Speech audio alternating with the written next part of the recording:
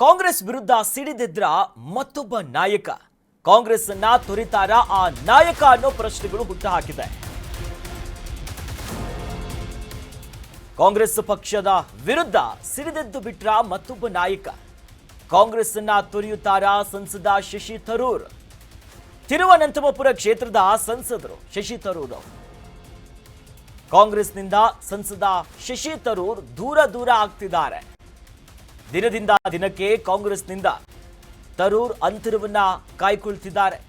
ಕಾಂಗ್ರೆಸ್ಸಿನ ಸಭೆಗಳಿಂದ ದೂರವಾಗ್ತಿದ್ದಾರೆ ಇತ್ತೀಚಿನ ದಿನಗಳಲ್ಲಿ.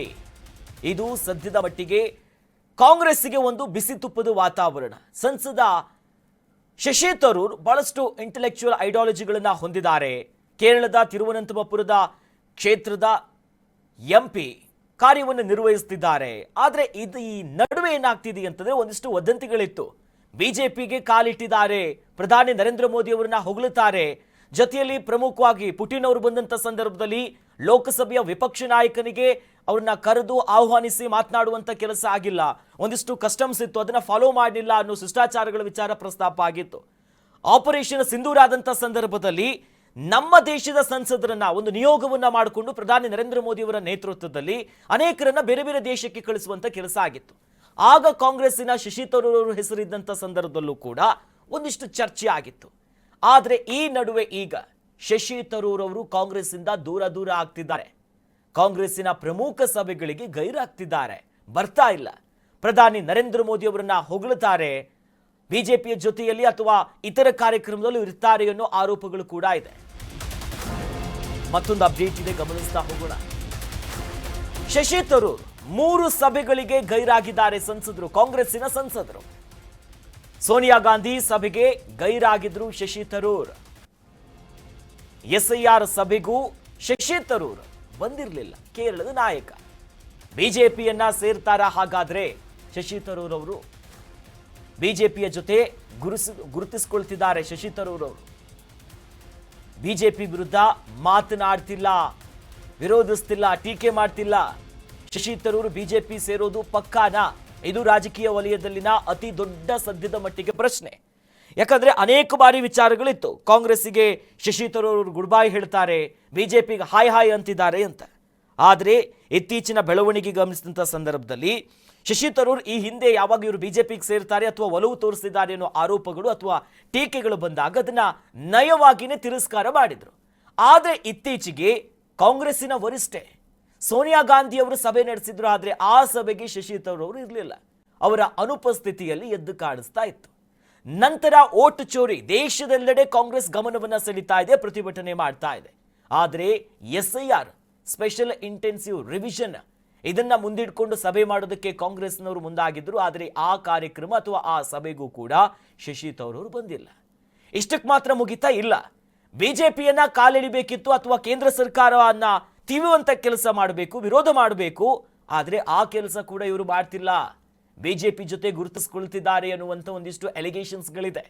ಬಿಜೆಪಿ ವಿರುದ್ಧವಾಗಿ ಇವರು ಎಲ್ಲೂ ಕೂಡ ತುಟಿಕ್ ಪಿಟಿಕ್ ಅಂತಿಲ್ಲ ಅನ್ನೋ ಮಾತುಗಳು ರಾಜಕೀಯ ವಲಯದಲ್ಲಿದೆ.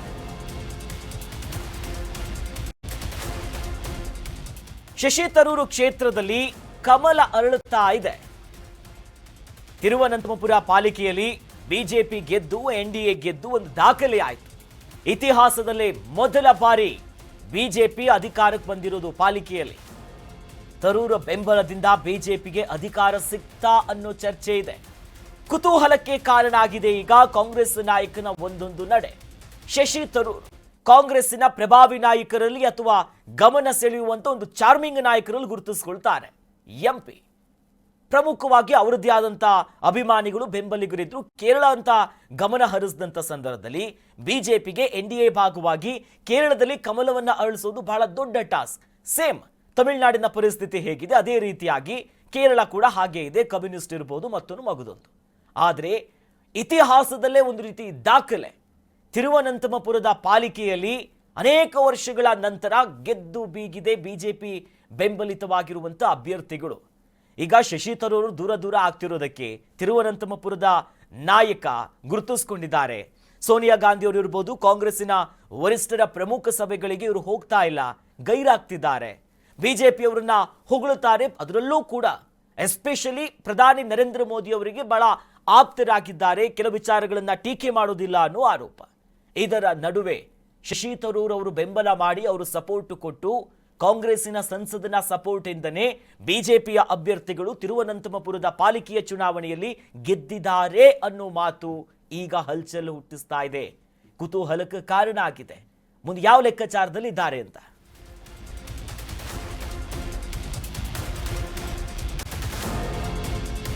ಶಶಿ ತರೂರ್ ವಿರುದ್ಧ ಕ್ರಮವನ್ನ ಕೈಗೊಳ್ಳಿಲ್ಲ, ಇನ್ನು ಕಾಂಗ್ರೆಸ್ ಏನು ಕೂಡ ಆಕ್ಷನ್ ತೆಗೆದುಕೊಂಡಿಲ್ಲ. ಸಭೆಗೆ ಗೈರಾಗಿದ್ದಕ್ಕೆ ಕಾರಣವನ್ನ ಕಾಂಗ್ರೆಸ್ ಕೇಳಿದೆ, ಯಾಕೆ ಬಂದಿಲ್ಲ ಅಂತ.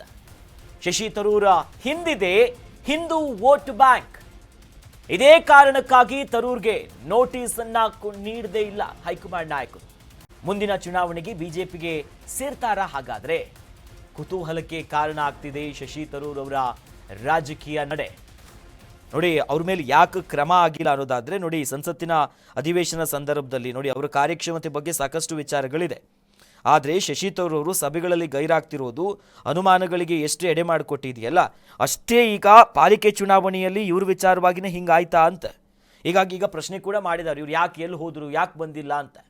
ವೋಟ್ ಚೋರಿ ವಿಚಾರ ಒಂದಿಷ್ಟು ಪ್ರಸ್ತಾಪ ಆಗ್ತಿತ್ತು, ಆ ವಿಚಾರದಲ್ಲಿ ಸಭೆಗೆ ಭಾಗಿಯಾಗಬೇಕಿತ್ತು, ಆ ಸಭೆಗೆ ಇವರು ಬಂದಿಲ್ಲ.